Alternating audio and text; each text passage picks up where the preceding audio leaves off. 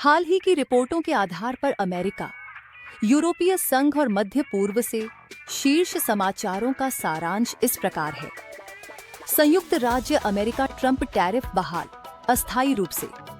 एक अमेरिकी अपील अदालत ने ट्रंप युग के टैरिफ को अस्थायी रूप से प्रभावी रहने की अनुमति दी है। एक दिन पहले एक व्यापार अदालत ने उन्हें रोक दिया था। यह कानूनी लड़ाई व्यापार नीति पर राष्ट्रपति के अधिकार के बारे में चल रही बहस को उजागर करती है। आर्थिक संकुचन। पहली तिमाही में अमेरिकी अर्थव्यवस्था 0.2% वार्षिक दर से सिकुड़ी, जो 3 वर्षों में पहली गिरावट है। इसका कारण व्यापार युद्धों से होने वाले व्यवधान और आयात में वृद्धि है। हालांकि यह शुरुआती अनुमानों से थोड़ा बेहतर है। चीनी छात्र वीजा नीतियां। ट्रंप प्रशासन द्वारा चीनी छात्रों, विशेष रूप से चीनी कम्युनिस्ट पार्टी से जुड़े या महत्वपूर्ण क्षेत्रों में अध्ययन करने वाले छात्रों के लिए अमेरिकी वीजा को आक्रामक रूप से रद्द करने की प्रतिज्ञा अमेरिका में चीनी छात्रों के बीच अनिश्चितता और चिंता पैदा कर रही है। एलन मस्क का मंगल मिशन दावा। एलन मस्क ने कहा कि हाल ही में असफल परीक्षण प्रक्षेपणों के बावजूद 2026 के अंत तक मंगल पर मानव रहित स्टारशिप मिशन के 50-50 संभावना है। यूरोपीय संघ खाड़ी व्यापार सौदा। संयुक्त अरब अमीरात के साथ यूरोपीय संघ के व्यापार सौदे को व्यापक यूरोपीय संघ खाड़ी समझौते के लिए संभावित निर्माण खंड के रूप में देखा जाता है। हार्वर्ड दीक्षांत समारोह में विरोध। प्रदर्शनकारियों ने हार्वर्ड के दीक्षांत समारोह के बाहर गाजा युद्ध को समाप्त करने का आह्वान किया। गाजा में इजरायल की कार्रवाइयों के लिए अमेरिकी समर्थन को समाप्त करने की मांग की। यूरोपीय संघ सीरिया पर प्रतिबंध हटाए गए, अधिकांशतः नए लगाए गए। यूरोपीय संघ ने देश की रिकवरी का समर्थन करने के लिए सीरिया पर अधिकांश प्रतिबंध हटा दिए हैं, जिसमें इसकी वित्तीय प्रणाली पर प्रतिबंध भी शामिल हैं।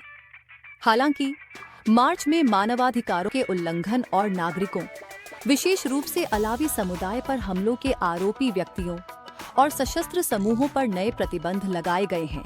यूरोपीय संघ खाड़ी व्यापार सौदा। संयुक्त अरब अमीरात के साथ यूरोपीय संघ के व्यापार सौदे को व्यापक यूरोपीय संघ खाड़ी समझौते के लिए संभावित निर्माण खंड के रूप में देखा जाता है। स्विट्जरलैंड में ग्लेशियर का ढहना। बिर्च ग्लेशियर का एक बड़ा हिस्सा स्विस गांव ब्लैटन पर गिर गया, जिससे उसका अधिकांश हिस्सा दब गया। कई घर ढह गए हैं और गांव को खाली करा दिया गया है। रूस यूक्रेन युद्ध घटनाक्रम। संघर्ष अभी भी एक प्रमुख केंद्र बना हुआ है। रिपोर्ट्स से पता चलता है कि यूक्रेन ने युद्ध विराम योजना प्रस्तुत की है, लेकिन रूस ने बड़े हवाई हमलों सहित उग्रता के साथ जवाब दिया है। यूरोपीय संघ जवाब में आगे के प्रतिबंधों और मिसाइल आपूर्ति की धमकी दे रहा है। दूरदराज प्रभाव। यूरोप भर में दूरदराज संस्कृति प्रभावितों के बढ़ते प्रभाव के बारे में चिंताएं बढ़ रही हैं, जो विभिन्न माध्यमों के माध्यम से सांस्कृतिक पारिस्थितिकी तंत्र को आकार दे रहे हैं। मध्य पूर्व गाजा सहायता वितरण और अस्पताल बंद। एक नई अमेरिकी समर्थित सहायता प्रणाली ने गाजा में परिचालन शुरू कर दिया है, लेकिन भोजन की हताश खोज के बीच वितरण बिंदुओं पर अराजकता जारी है। इजरायल ने उत्तरी गाजा में जीवन रेखा के रूप में वर्णित अल अवदा अस्पताल को बंद करने का भी आदेश दिया है, जिससे दर्जनों लोग अंदर रह गए हैं। गाजा में जारी हिंसा। गाजा में इजरायली हवाई हमले जारी हैं। आश्रयों और घरों पर हमलों में दर्जनों लोगों के मारे जाने की खबरें हैं। सहायता चाहने वालों की हत्या पर निंदा बढ़ रही है। पश्चिमी तट पर बस्तियों का विस्तार। इजरायल ने कब्जे वाले पश्चिमी तट पर बस्तियों के बड़े पैमाने पर विस्तार की घोषणा की है। इस कदम की फिलिस्तीनी राष्ट्रपति ने खतरनाक वृद्धि के रूप में निंदा की है। हमास और युद्ध विराम प्रस्ताव। हमास ने कहा है कि नवीनतम अमेरिकी युद्ध विराम प्रस्ताव का अर्थ गाजा में हत्याओं का जारी रहना है और यह उनकी मांगों को पूरा नहीं करता है।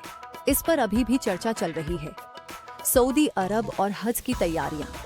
सऊदी अधिकारी भीषण गर्मी के बीच 10 लाख से अधिक हज यात्रियों का स्वागत करने की तैयारी कर रहे हैं। सुरक्षा सुनिश्चित करने के लिए अधिक छाया, धुंध मशीन और एआई जैसे उपायों को लागू कर रहे हैं। सीरिया में अमेरिकी ध्वज फहराया गया। 2012 के बाद पहली बार दमिश्क में अमेरिकी राजदूत के निवास पर अमेरिकी ध्वज फहराया गया, जो वॉशिंगटन और दमिश्क के बीच संबंधों में सुधार का संकेत है।